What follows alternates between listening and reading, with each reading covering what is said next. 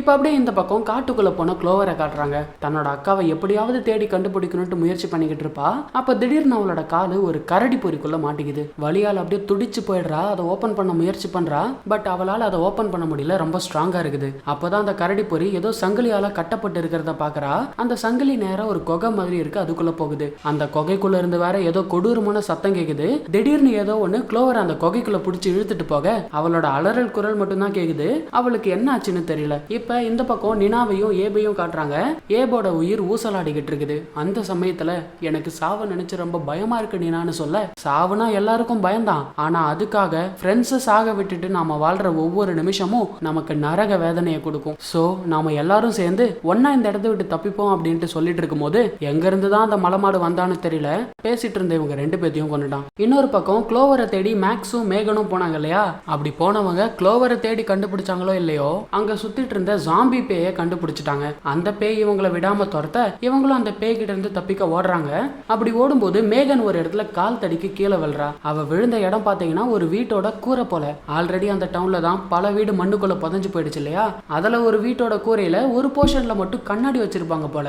அந்த கண்ணாடி மேல இவ போய் விழுந்ததும் கண்ணாடி கிராக் விட ஆரம்பிச்சிடுச்சு. மேக்ஸும் மேகனை காப்பாத்த முயற்சி பண்றான். பட் அதுக்குள்ளவே இவங்க பின்னாடியே வந்த அந்த பேய் கண்ணாடியை உடைச்சுக்கிட்டு மேகனை உள்ள இழுத்துட்டு போயிடுது. மேக்ஸும் வேற வழி இல்லாம தனியா க்ளோவரை தேடி போறான். அண்ட் க்ளோவரும் இன்னும் சாகல போல.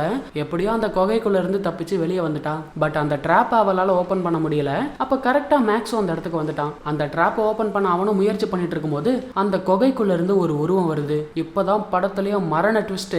அங்க வந்தது வேற யாரும் இல்ல, இவ்வளவு நாளா கஷ்டப்பட்டு தேடிக்கிட்டு இருந்தாலையா அவளோட அக்கா மெலனி. அவ தான் இப்ப பேயா வந்திருக்கிறா. அப்படியே இவங்களை அட்டாக் பண்ண வர மேக்ஸும் கரெக்டா அந்த கரடி ட்ராப்பை கழட்டி அந்த பேயோட மூஞ்சல மாட்டிட்டு இவங்க ரெண்டு பேரும் ஓடி ஒளிஞ்சுக்கிறாங்க. ஹீரோயினும் தன்னோட அக்கா இறந்து போயிட்டான்ட்டு தெரிஞ்சதும் கதறி அழ ஆரம்பிக்கிறா. மெலனியோட பேயும் இவங்க இருக்கிற இடத்துக்கிட்ட வந்துடுச்சு. அப்ப ஹீரோயினும் தன்னை ஆஸ்வாசப்படுத்திக்கிட்டு, என்ன கொல்லு மேக்ஸ், நம்மளோட ஃப்ரெண்ட்ஸ் எல்லாருமே இறந்து போயிட்டாங்க. சோ நம்மளும் சேர்த்து இந்த லூப்பை ரீசெட் பண்ணி எப்படியாவது இந்த இடத்த விட்டு தப்பிச்சு போற வழியை கண்டுபிடிக்கலாம், என்ன கொல்லு மேக்ஸ் அப்படின்னு சொல்லி கீழே கடந்த பீங்கான் எடுத்து கொடுக்குறா. மேக்ஸும் வேற வழி இல்லாம அழுதுட்டே அவளை கொண்டுட்டு அந்த பேயை பார்த்தா இன்னும் இவங்களை தேடிக்கிட்டு இருக்குது. அப்ப ஒரு இடத்துல மட்டும் தண்ணி சொட்டிக்கிட்டே இருக்கும். அங்க இருக்க தண்ணியை குடிச்சா வெடிச்சு செதறிடுவாங்க இல்லையா?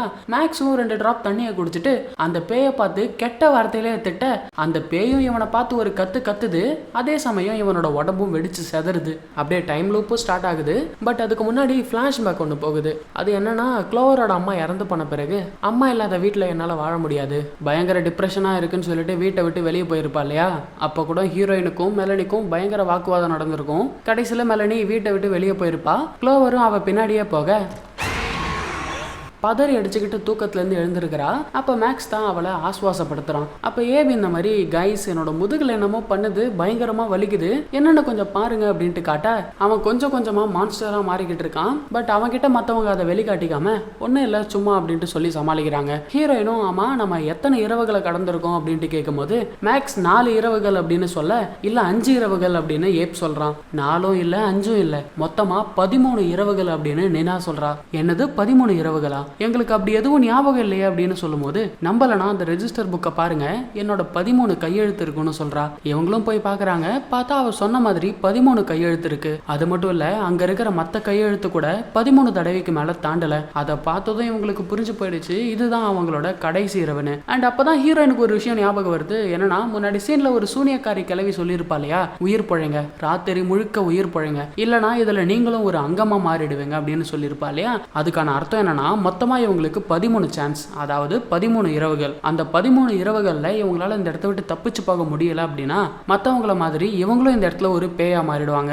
ஸோ இந்த இடத்துல இருக்கிற பேய்கள் எல்லாம் ஆல்ரெடி இந்த இடத்துல வந்து மாட்டி தப்பிக்க முடியாம பேயா மாறினவங்க. இந்த விஷயத்தை கண்டுபிடிக்கும் போது தான் ஜன்னல் வழியா வெளியே பாக்குறாங்க. பார்த்தா நிறைய வீடுகள் இருக்குது. இதுக்கு முன்னாடி அந்த வீடுங்க அங்க இல்லையே அப்படின்ட்டு யோசிக்கும் போது தான் இதுக்கு முன்னாடியே இவங்க 12 இரவுகளை கடந்திருப்பாங்க இல்லையா?